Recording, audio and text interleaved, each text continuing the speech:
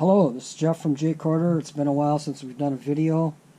We're going to show you today why our J-Corder brakes work so good and a common problem with guys doing their own brakes.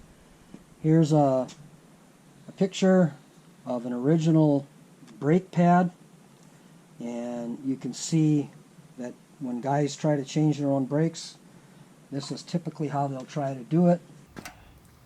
I'll take a razor blade and try to cut that thing off of there, and then scrape it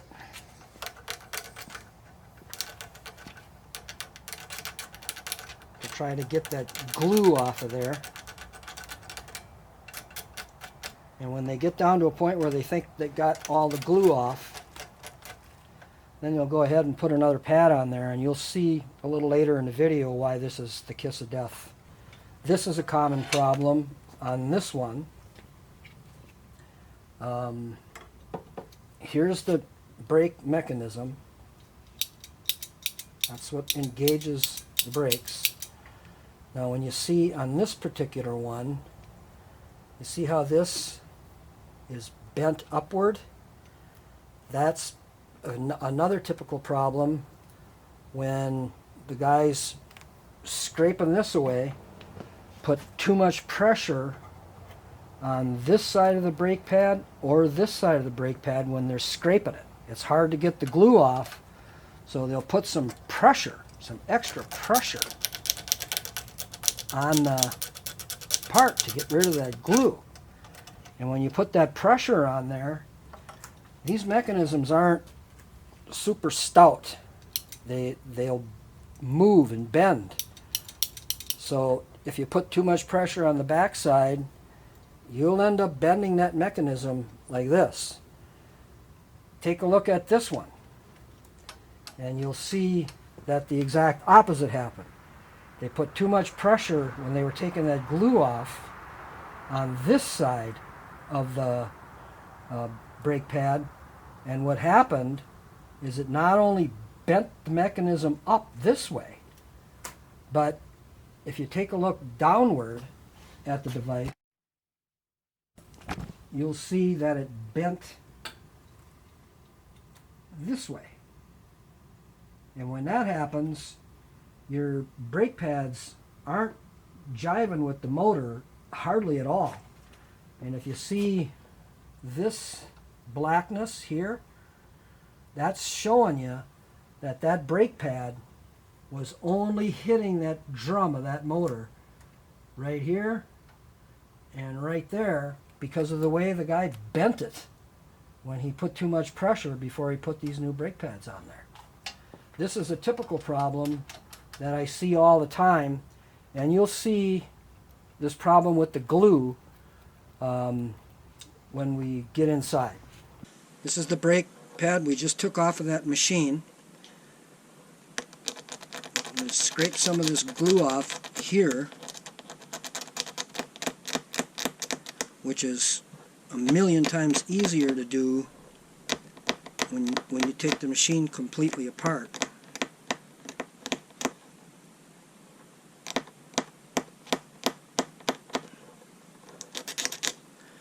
Now that looks, if a guy doing his own brakes, that looks like it'll be good to put the pad on.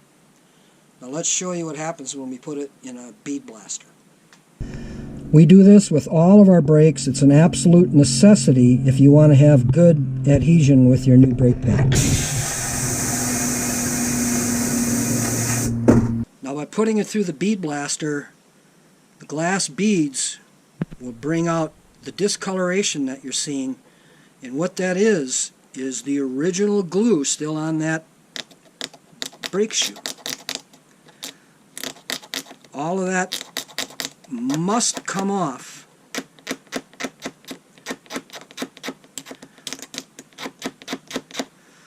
Or you'll have a real problem. And the problem you'll have is very straightforward. I'll use this as an example. If you put your own brakes on and you have adhesion problems, and this is the pad that you glued on there, this red one, over time, and it doesn't happen every time, but it'll happen half the time, the glue that you use and the glue that the factory used are going to be different chemically, and that glue will break down, and then these pads will start to slip. They'll pull, and as they get more this way, they pull easier until the pad will come right off of the brake shoe. There won't be anything there hitting that brake drum anymore, but the plastic at the edge, because the brake pad's gone. Now let me show you what happens to the motor when that happens. This is very typical. I see this a lot. When plastic is hitting that drum and you're in fast forward and rewind, that plastic is gouging into that finish on that brake drum. And it'll sound weird, and you'll see, I'll draw you a picture so you can see what actually happens to that brake drum and why it not only hurts your brake drum, but any pad that you put on there, again, even if you do it right, is going to tear the pad up because of what happened to that brake drum. Here's a picture. And this is going to be very easy to understand. This is, I'm going to show you the difference in brakes between an old car from the 50s and the Technics reel-to-reel. This circle represents the drum, and it's got some thickness to it for sure. Now when you take a look at the Technics, original Technics brake pads, you can see how they're really worn on the edges. The rest of the brake pad doesn't show a lot of wear. And the reason, and again this picture is exaggerated, the way the Technics brakes work is the motor spins, and that mechanism, like you saw, when it engages, the brake pad will engage against the motor. Only because these plastic parts, when they were made originally, were injection molded, and when plastic cures, when it comes out of an injection molder, they shrink somewhat. It's just the way it is. And when they shrink, the curvature of this brake shoe changes, flexes a little bit. So when this hits the outside of that drum, you're getting contact here and here, but not much anywhere else. So even from the factory, the brakes weren't the best, and the pads that they used weren't the best. They were thin. You can see, there's not much to them. Just thin felt material. When we do them, we use cork. That's a very thick piece of cork, and you can see the original brake pad versus the J-Quarter brake pad. There's no comparison.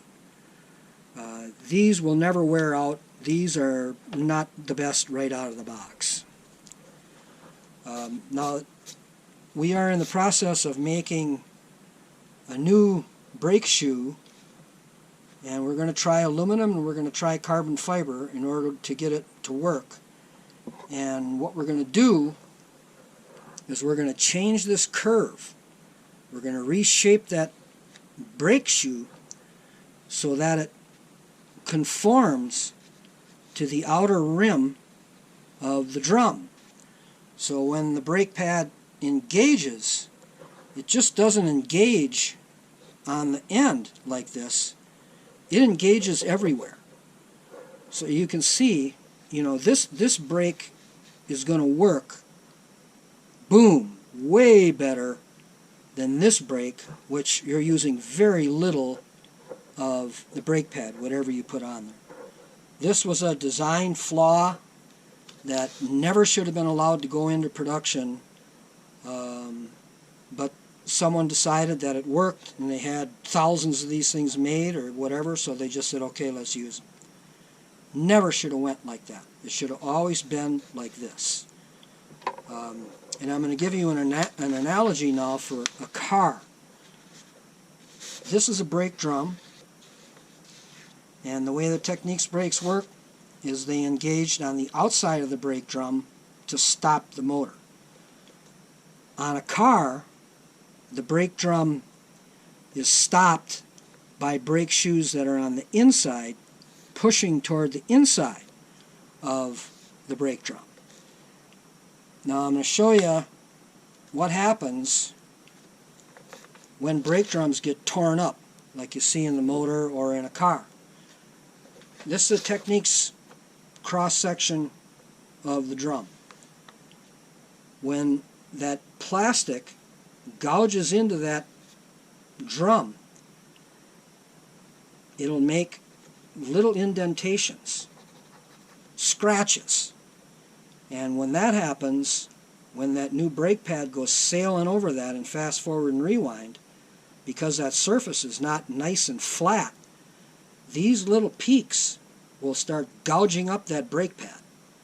And it won't take long before the brake pads wear out, or they literally will get torn right off of the brake shoe. A car is basically the same type of thing. If this is a cross-section of the brake drum, and the pad coming up from the inside wears out and gets down to the metal, you know, they're metal instead of plastic, it'll tear up the inside of that brake drum on your car. And when that happens, what the mechanics have to do is called turning the brake drum, where they will take the inside of the drum and put the thing on a lathe and grind away part of the metal until the inside of that brake drum is nice and flat again. And the problem you have at that point, if you use the original brake shoe, it's the opposite of what happens with the Technics. This curve will no longer match the inside curve of the drum, because the drum is now bigger. So what they did back then, not everybody did it. Some guys take a shortcut and they don't care or didn't care. So when that brake pad moved up to hit the inside of that drum, most of your contact was right here. So you got a lot of contact in the center and not much on the edges of that brake pad. These were asbestos. What the remedy to that, to get that curve to match the inside curve of the drum, the term they used was arcing. You arc the pad. And they would take that pad and actually remove some of the thickness in the center so that the shape of the pad would conform to the inside curve of the drum. So the same thing, when you step on your brake pedal, the fluid comes in and drives that brake pad this way, and when this whole brake shoe is contacting that drum, guess what? You got much better brakes than if you don't arc them. Well, same thing true with the Technics. When you have those pads contacting that drum completely, guess what? You got good brakes again. This principle is the same whether it's on an old car or a Technics. Only difference is the Technics pads move toward the outside of the drum, the car pad moves toward the inside of the drum. But tearing up the drum with either metal inside here or plastic out there does the same thing. It creates a problem with the drum, You know what you got to do on a car, on a Technics motor like this. And again, you know, there's guys that won't care. They'll just let it go. But if you want to get this to be flat and work again, I use a couple different grades of emery cloth. And you have to sand that. And you have to do it until that surface is smooth again. And sometimes you can do it, sometimes not. Like this one is worn bad enough that even getting the paint off and getting it down there, you can still see where that drum is pitted right here. So this drum is in really rough shape. Probably, we would never use a motor like this. If it got down this bad, we would just change out the motor. But that's what you got to do with either Technics or a car. Same thing. You're turning the drum to get it flat again in order so that you have good contact with the brake pad.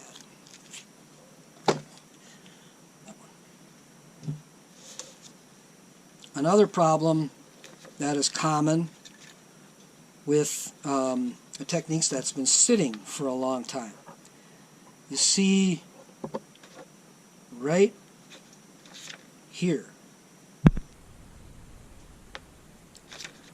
that's the brake pad that over years has more or less adhered to the surface of that brake drum. It just happens. So when you take that one apart and you pull that off of there, you'll have residue on that drum. And when you feel it, it's the same thing. That drum is aberrated. You have to make it straight. Now when there's just pad damage like that, it's a lot easier to get that drum flat than if you had to go and dig into it where it was gouged. So those are two different ways that a Technics brake drum can have a problem. This is a common problem, and what we showed you before with someone trying to do it themselves is a problem. And bending up that mechanism, when that happens, you got a serious problem, because no matter what you do, you're not going to have contact, good contact with the brake shoe and the drum, and as a consequence, you either have bad brakes or you got brakes that are creating so much pressure on the drum that one reel will spin a little easier, the other reel will like lock itself up, and you can stretch a tape or break a tape. So it's a very dangerous thing to be getting in there and driving that razor blade into that mechanism to get that stuff off of there. And you already know what's going to happen, because you're not going to get all that glue off. And if you're trying to do that with that brake mechanism in the machine, there's no way that you're going to get all that adhesion off of there. The only way you're going to get it off of there is if you have the actual brake shoe in your hand, so you can work on it without affecting that mechanism. And once you bend that mechanism, you got a problem. The way we do these is, this is mineral spirits, and these things will sit in here for weeks on end. When I take a machine apart, automatically throw them in here. Let that stuff soak into that pad really well.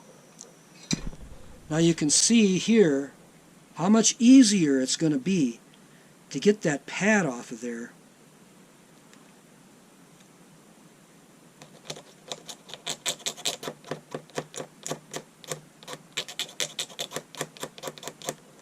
See how easy that came off of there compared to scraping away on it and putting all that pressure on it, this is the way to go if you're going to be, look at that one just almost peeled right off.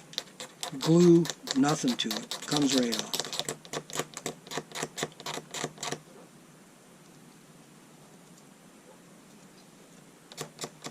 This is the proper way to get that brake shoe ready for the new brake pad.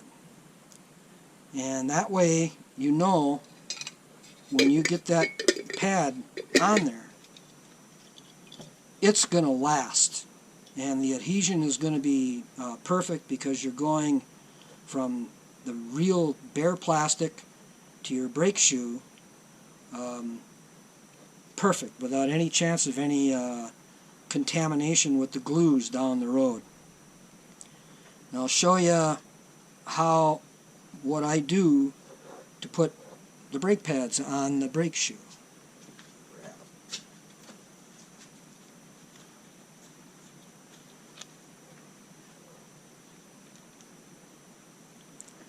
I use a Loctite glue.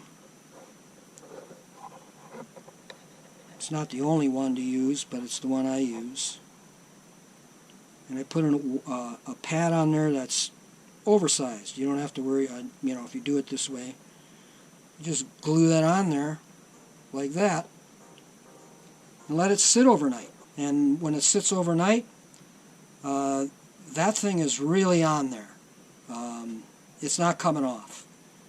And then I take a brand new razor blade and trim the cork to conform to the shape of the brake shoe.